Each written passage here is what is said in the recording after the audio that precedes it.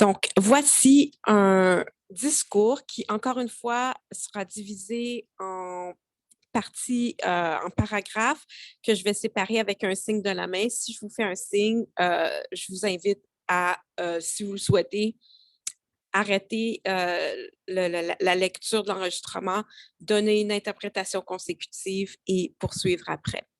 J'ai essayé de faire le discours auparavant et j'étais environ à 10 minutes, donc vous ne pouvez pas le faire d'un seul coup. Mais il y a plusieurs discours dedans si vous avez envie de vous exercer. Je commence. Donc, autrefois, le rat était uniquement dans les égouts où il régnait en maître. Il n'était jamais censé élargir son royaume au-dessus de la surface des rues à Paris.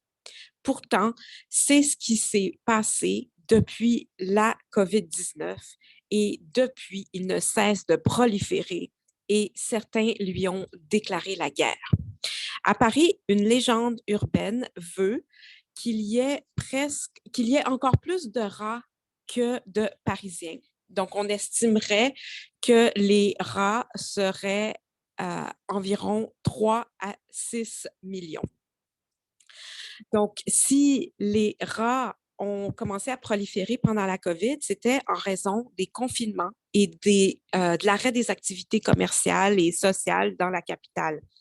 Donc, vu qu'il y avait moins de monde dans les rues, les rats ont investi la ville au-dessus des égouts en se rendant compte tout simplement qu'ils n'avaient absolument rien à craindre.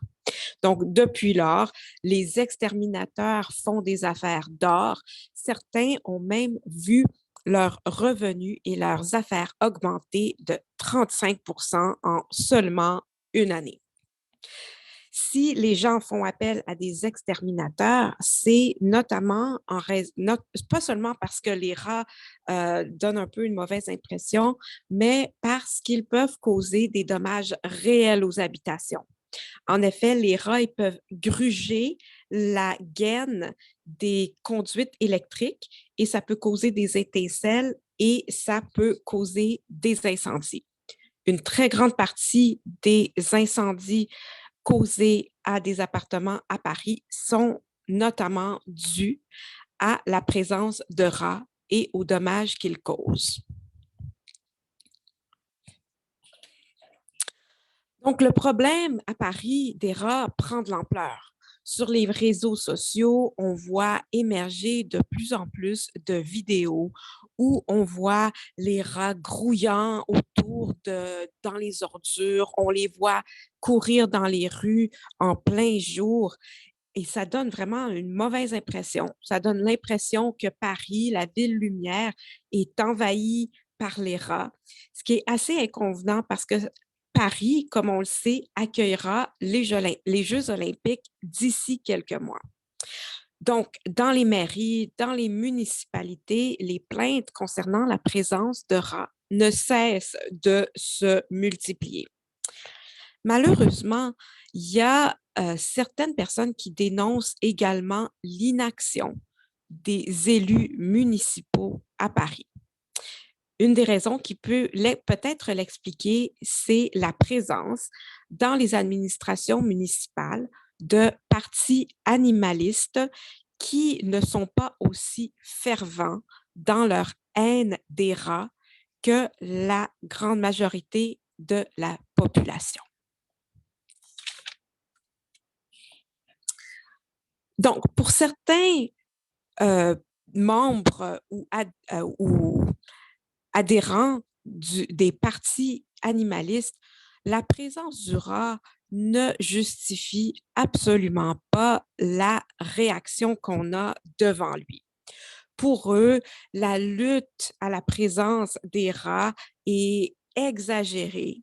Elle est fondée sur des préjugés désuets qui n'y ont plus lieu d'être. Pour eux, la présence du rat dans les villes devrait être considérée comme la présence de tout autre animal ou de tout autre oiseau. On ne devrait pas lui accorder un poids affectif aussi lourd que ce que l'on fait. Pour eux, la lutte contre la présence des rats est vraiment une lutte politique. On instrumentaliserait le rat pour diffuser des messages dans la vie politique, à l'effet desquels Paris est une ville sale, insalubre, infestée, alors même que l'on ne connaît même pas l'ampleur du problème, puisqu'on ne connaît pas très bien à combien se chiffrent les rats dans la ville lumière. Donc, une chose que les partisans du Parti animaliste ont fait, c'est d'essayer de diminuer ce poids affectif et les préjugés qu'on a à l'encontre des rats. L'une des choses qu'ils font pour arriver à leur fin, c'est d'arrêter d'utiliser le mot rat. Parce que le mot rat, c'est un mot qui a un poids affectif lorsqu'on l'entend. Ça soulève toutes sortes de réactions lorsqu'on entend le mot rat. Au mot rat, les partisans du parti animaliste préfèrent le mot surmulot, qui est en fait le véritable nom scientifique du rat des villes et qui est moins négativement connoté. Ce que l'on dit, selon eux, c'est que le mot rat est sémantiquement associé à la grande peste et cela crée une fausse association qui nuit aux rats. Donc, bien sûr, ces gens-là, les partisans et les membres du groupe du Parti animaliste ne disent pas qu'on devrait tout simplement laisser croître les populations de rats sans les contrôler.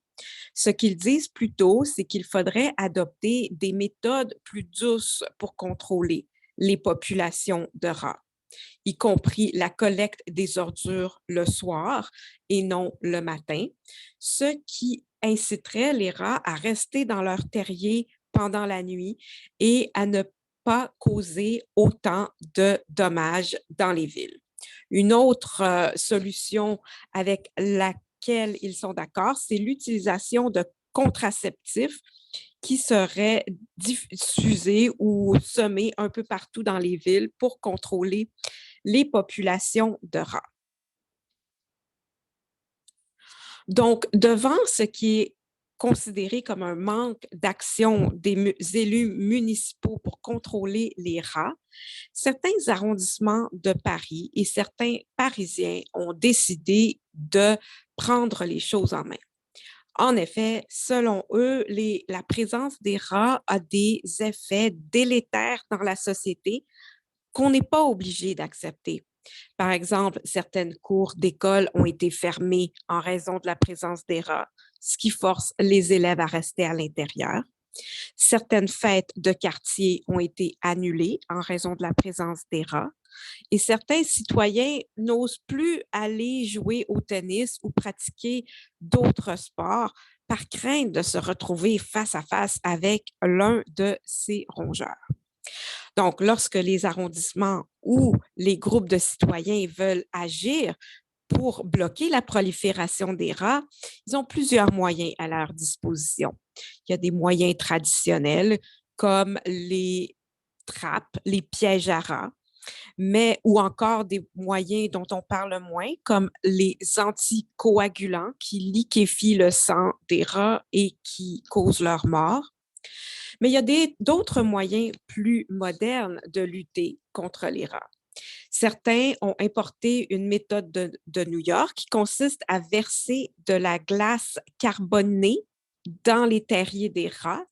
La glace carbonée, une fois qu'elle retrouve son état gazeux, elle tire tout l'air, tout l'oxygène du terrier des rats, ce qui les endort et ils ne se réveillent plus, en fait, ces rats-là.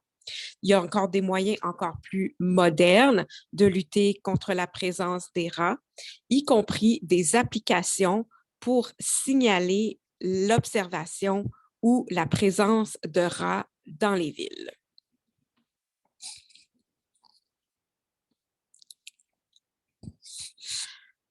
Il y a un autre moyen qui est employé pour lutter contre la présence des rats.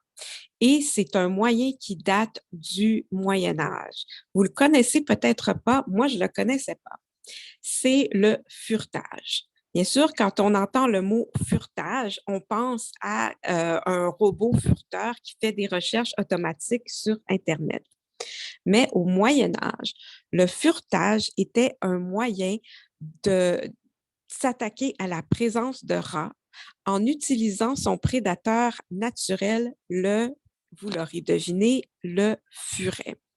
Donc, le fureteur, celui qui extermine les rats ou élimine les rats à l'aide d'un furet, arrive avec ses animaux, les furets, et les furets vont être libérés dans les terriers des rats pour que les rats émergent à la surface.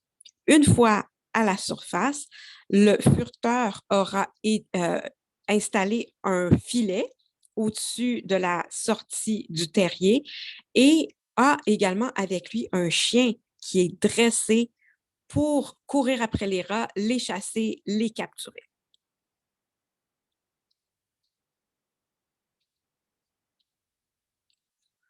Donc, en effet, si on a autant de moyens de lutter contre la présence des rats, c'est parce que, en effet, il est porteur de plusieurs virus et de parasites. Bien sûr, on vient d'en parler, on sait que le rat était le principal coupable de la grande pandémie de peste qui a duré 400 ans et qui a décimé l'Europe entre 1348 et 1720, une période au cours de laquelle la peste a fait 10 millions de victimes en Europe et en France notamment. Mais la peste a été plus ou moins éliminée en Europe au cours des dernières décennies. La dernière fois qu'on a vu la peste en France, c'était en Corse en 1945 et en France continentale, c'était à Paris en 1920. Mais le rat, il transporte d'autres virus et d'autres parasites qui peuvent être dangereux pour nous. L'un de ces virus qui est assez mal connu, c'est celui de la leptospirose. La leptospirose, c'est un virus qui peut causer une maladie chez l'homme. Si on la détecte rapidement, le malade reçoit une dose d'antibiotiques si on détecte la maladie rapidement et on en guérit assez facilement. Mais dans 10 des cas, ce n'est pas ce qui se produit et on attend trop longtemps avant de faire le diagnostic et la maladie est alors mortelle.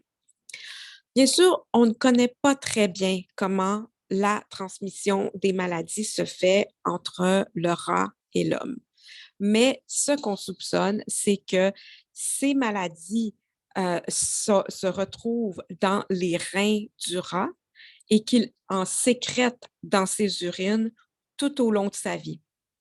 Ces urines contaminées se retrouvent dans l'eau et c'est ainsi que des gens peuvent contracter ces virus, notamment lorsqu'ils nettoient des caves humides sans porter de gants et que la maladie peut pénétrer dans une lésion ou par l'entremise d'une muqueuse.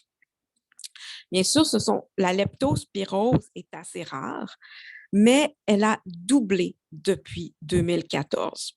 En 2014, on en dénombrait environ 300 cas par an et aujourd'hui, on en dénombre 600 par an. Donc, il n'y a aucun doute, les exterminateurs de rats ont encore de beaux jours devant eux. C'est tout.